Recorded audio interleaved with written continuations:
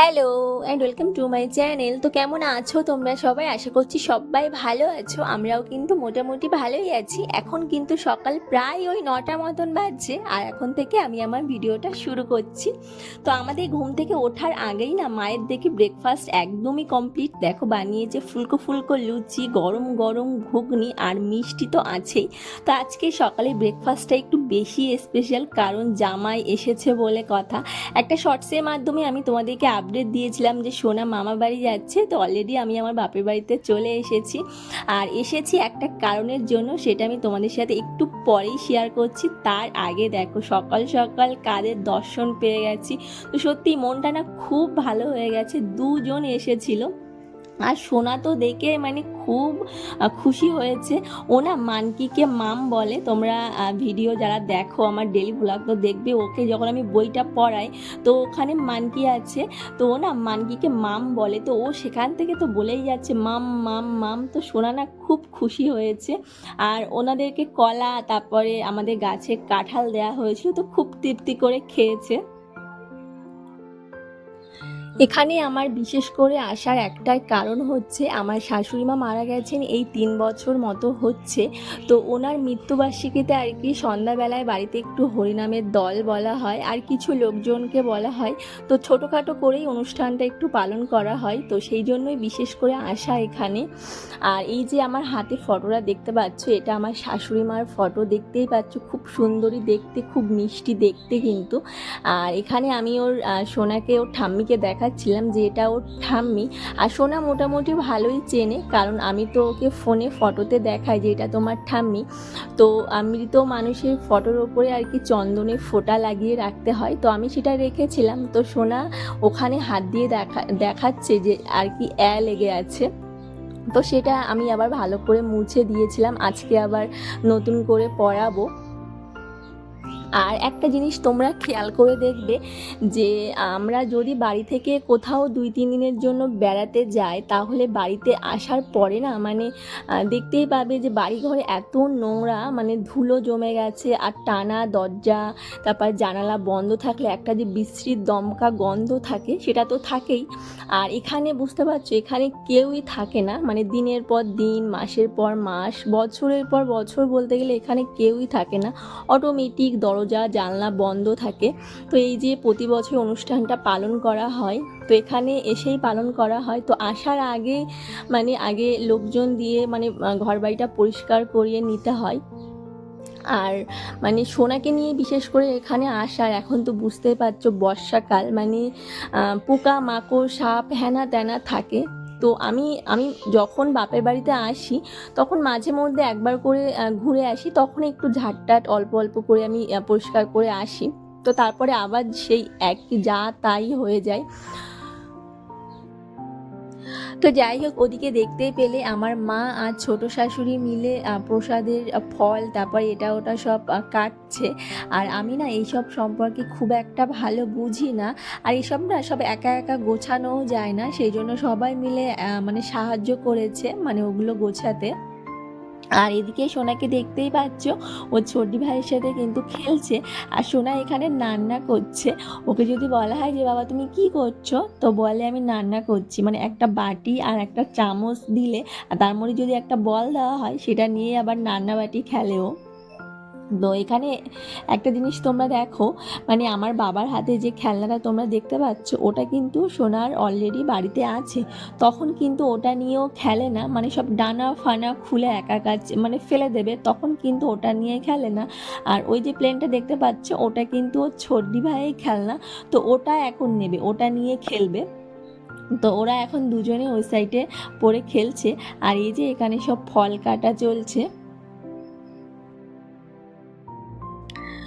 তো এখানে আমি তোমাদের সাথে আমার কিছু পার্সোনাল কথা একটু শেয়ার করতে চাইছি। তোমাদের যদি কোনো মতামত থাকে তাহলে তোমরা কমেন্ট বক্সে অবশ্যই আমাকে জানাতে পারো।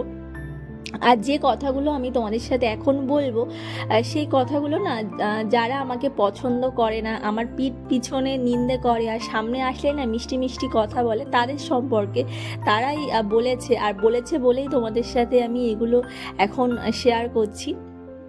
তো আমি বাপের বাড়ি থাকি বলে অনেকের না প্রচুর মাথা ব্যথা, পছন্দ করে না সেটা, কিন্তু তারা জানে, কিন্তু ওই যে কথা বলতেই হবে, ঠিক আছে, পিঠ পিছনে তো নিন্দে করতেই হবে, সেই জন্য এগুলো বলে। তো তোমরা যারা আমার রেগুলার ব্লগ দেখো তারা তো জানোই, মানে সোনাকে নিয়ে আমি বলতে গেলে সারা দিন বাড়িতে একা একাই থাকি। যখন মা থাকে তখন অন্য কথা, আমার মা তো ওখানে গিয়ে 1 মাস থেকে আসে, আবার বাড়িতে কিছুদিন থেকে আবার ওখানে যায়। তো সোনা যেদিন থেকে আমার মধ্যে এসেছিল তখন থেকেই না আমি একদম আমার বাপের বাড়িতেই ছিলাম। সোনার পাপা তখন তো বাইরে কাজ করতো, তো সেখানে ভাড়া বাড়িতে থাকতো, আর মানে ওখানেই বাইরে খাওয়া দাওয়া করতো, আর আমি থাকতাম আমার বাপের বাড়িতে। তো সেখানে আমার যাবতীয় দেখাশোনা সব আমার বাবা মা ভাইরাই করতো, আর তারাই তো করবে বলো। মানে আমার মা বাবা এরাই আপন, ছাড়া আমার কিন্তু আর আপনজন পৃথিবীতে আর বলতে গেলে কেউই নেই। এরাই আমার সব থেকে খুব কাছের। আর সত্যি কথা বলতে মা ছাড়া কিন্তু মা হওয়া যায় না, এটা আমরা সবাই জানি।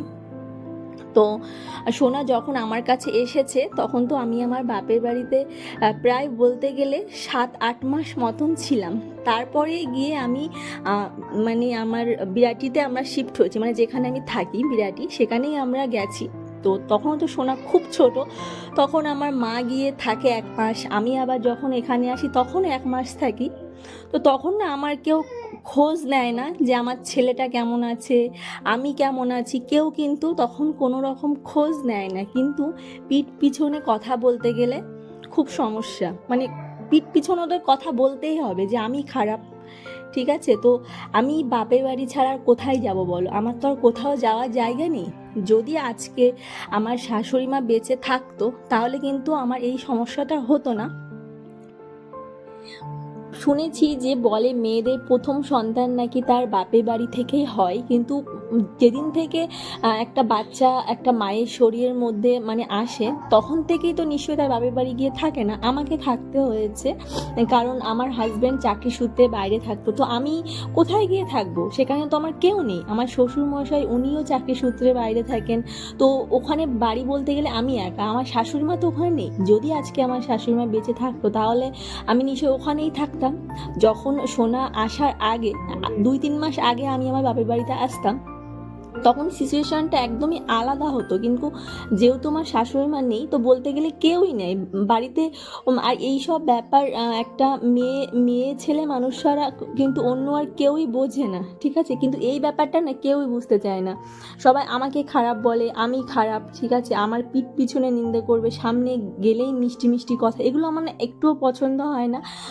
আমি যে এই বাড়িতে এসেছি, তো এই বাড়িতে একটু রান্না খাওয়ার ব্যবস্থা সেখানে কিন্তু নেই, মানে ভাবো যে যেখানে কেউই থাকে না, তো রান্নাঘরে গিয়ে মানে সবই কিনতে হবে, চাল ডাল তেল মশলা সব কিনতে হবে, কিনে একবেলা রান্না করে আবার আমরা চলে আসি, সেটা কিন্তু একটা অসম্ভব ব্যাপার। তো এখানে গিয়ে খাওয়া দাওয়ার ব্যবস্থা তো মোটেও নেই, ঠিক আছে। তো যেহেতু আমাকে খাওয়া দাওয়া মানে করতে গেলে আমার বাপের বাড়িতে খাওয়া দাওয়া করতে হবে, তারপর এখানে আসতে হবে, সেটা না অনেকেই বোঝেই না, মনে করে এটা এটা এটা খুব সহজ একটা ব্যাপার। আর একটা বাচ্চাকে নিয়ে তাকে খাওয়ানো, তাকে রেডি করানো, একটা মানে বাচ্চা, আমি তোমাদেরকে এখন হয়তো ভাষায় প্রকাশ করতে পারছি না, কিন্তু খুব হ্যাপা আছে, ঠিক আছে।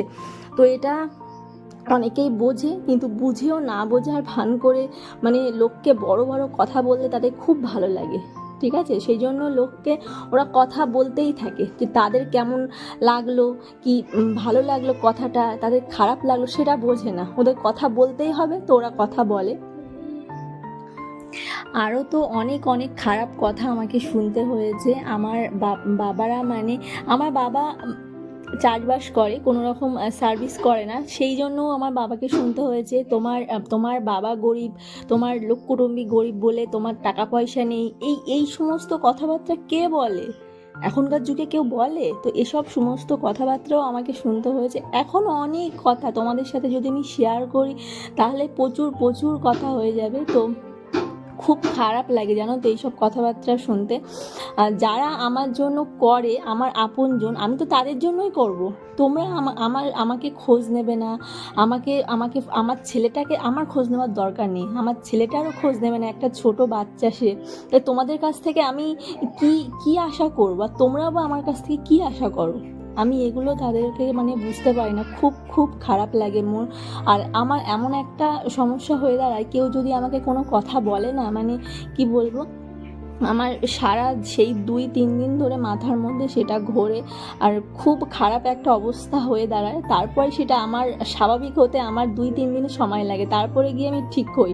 আর আমাকে যদি কেউ ছোট বড় কথা বলে না, সত্যিই আমি নিতে পারি না, আমার মাথার মধ্যে এমন একটা অসুবিধা হয়। আর বিশেষ করে আমার বাবা মা সম্পর্কে কোনো কথা বলে আমি সেটা একদমই নিতে পারি না, আর সবাই সেটাই টার্গেট করে বলে, কেন জানি না। তো যাই হোক, আজকে আমি তোমাদের সাথে অনেক কথা শেয়ার করে ফেললাম, আরও অনেক কথা আছে তোমাদের সাথে বলতে গেলে হয়তো আমার মানে অনেক সময় লেগে যাবে।